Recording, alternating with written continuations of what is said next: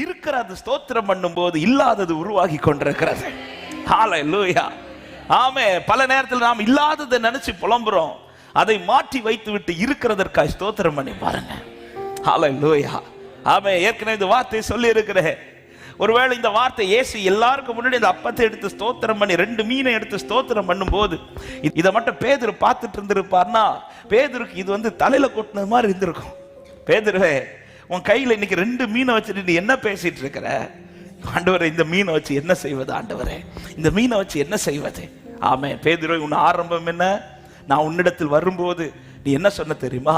ஆண்டவரே, இந்த வலையில ஒரு மீன் கூட கிடையாது, ஒரு மீனும் இல்லாத உன்னை இதுவரை நடத்தி வந்ததே, இன்னைக்கு 2 மீனாவது உன் கையில இருக்குது, இதுல இருந்து உன்னை எனக்கு ஆசீர்வதிக்க முடியாதோ?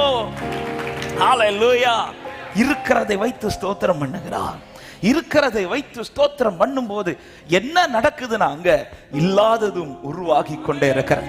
எத்தனை பேர் இந்த காலை நேரத்தில் கர்த்தர் தந்த வாழ்க்கைக்காய் ஸ்தோத்திரம், கர்த்தர் தந்த குடும்பத்திற்காய் ஸ்தோத்திரம் சொல்ல விரும்புறவங்க வலது கரத்தை உயர்த்தி ஹல்லேலூயா எல்லாரும் ஸ்தோத்திரம் பண்ணுங்க பார்க்கலாம். ஒரு வார்த்தை, கர்த்தர் கொடுத்திருக்கிற, கர்த்தர் தந்திருக்கிற என் கரத்தில் இருக்கிற எல்லா நன்மைகளுக்காக ஸ்தோத்திரம்.